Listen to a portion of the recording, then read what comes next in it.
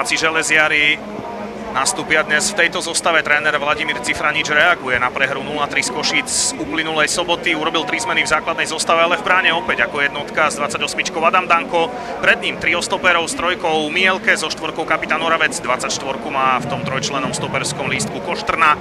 Zľava so 14-kou Grešák, sprava s 27-čkou Ridvan Sanusi. V strede poľa dvojica s 13-kou Chyla, s 26-kou Štefánik dnes v základe.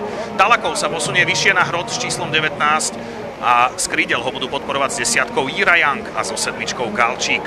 Zostava Skalica a trénera Pavla Majerníka vyzerá takto. V bráne tradičná jednotka s 39-kou Martin Junas, pred ním vzadu kvarteto s 3-kou Černek, s 5-kou Ránko, 4-ku má stoper Hradecký a napravo s 9-kou aj falošné krídlo, treba povedať Adam Morong. V strede poľa s 18-kou kapitán Naď, vedľa neho s 33-kou včerajší narodeninový oslavenec Adam Kopas. Na krajoch zľava s 8-čkou Alves, naprava so 7-čkou Jan Jao, na podhrotovej pozícii s 19-kou Mášik, no a aj ten bude podporovať na hrote útoku Mareka Fábriho s číslom 11. Aktuálne nemal dostatočnú minutáž, tak čaká na šancu, na tú svoju čakajú Skaličania. Nebezpečná rozohrávka, ešte zakončenie, ktoré ale Černekovi nesadlo. Prišlo aj zakončenie z druhej vlny od Černeka mimo. Ten teraz musí reagovať práve na nábeh Ridvana Sanusiho. Neodohral tú loptu úplne ideálne a ani takticky, prehral ju v súboji so Sanusim. Predranové, opäť Talakov a opäť z toho nie je gól. Ďalšia lopta za obranu, Galčík si ju spracoval a vysúva, možno nie ideálne, ale snažil sa aspoň vysunúť Mateja Grešáka. Lenže loptu si vypýtal dravý a rýchly Alasana Jira Young. Ránko ho nezastavil, Galčík, nechytateľná rana! Železiari sa dočkali prvého gólu v sezóne. Nebolo všetko v poriadku.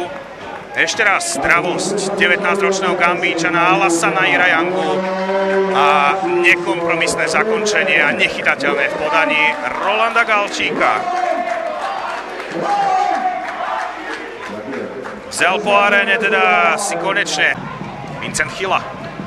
Lopta do krídelného priestoru, kde bude opäť prvý Ridvan Sanusi. Centruje z prvej, Galčík v náprahu, tam je úplne voľný Jira Young.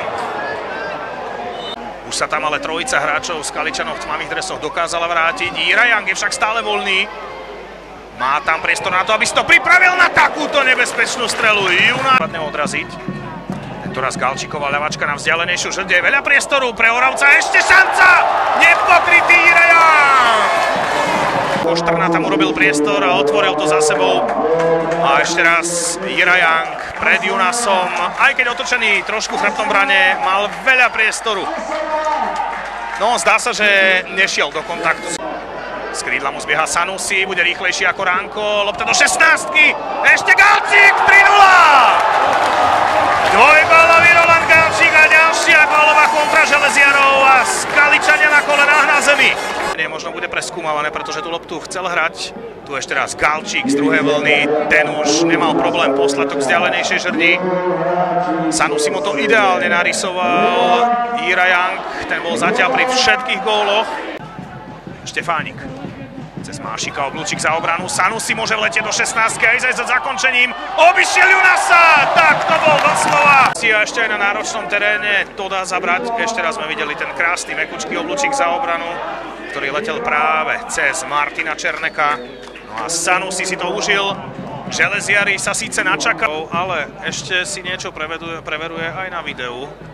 Hlavný rozhodca v rámci tejto pauzy, a to je práve, zdá sa, ten moment, kedy Štefánik vrazil do Jana Vlaska v súboji o loptu. No, či tam nebol aj šľapák a je to tak. Tak predsa len ten moment, asi ten úder rukou až tak nebolo, ale tento záber nám jasne odhalil, že tam bol šľapák.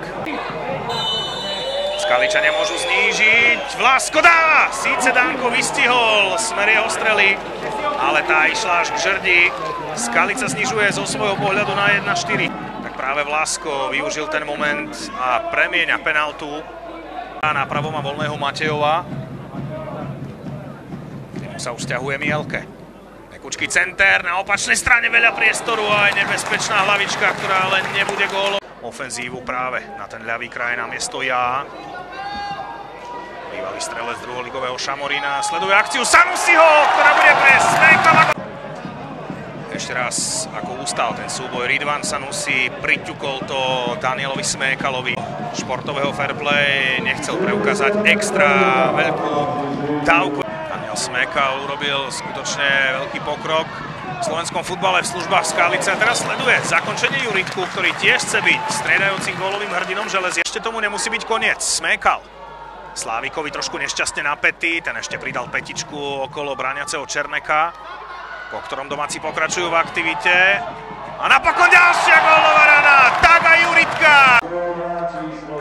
Takže ďalšia nová tvár v týme Železiarov s premiérovým gólom.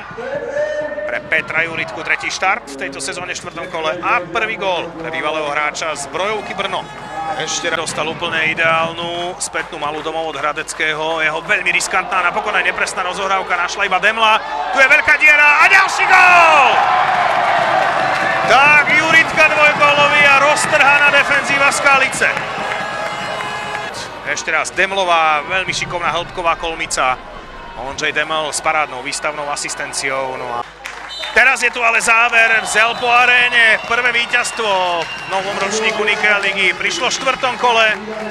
No a pri veľkej radosti fanúšikov Železiarov, pretože ich miláčikovia v červeno-bielom dnes ofenzívne roztrhali Skalicu a zdolali Záhorákov 7-1. Jednoznačne ofenzívne pôsobili domáci, strelili 23-8 na bránu, 12-4. Držanie lopty, čo je zaujímavé na strane Záhorákov. No a dominancia aj v podobe rohových kopov. Videli sme aj 6 žltých kariet.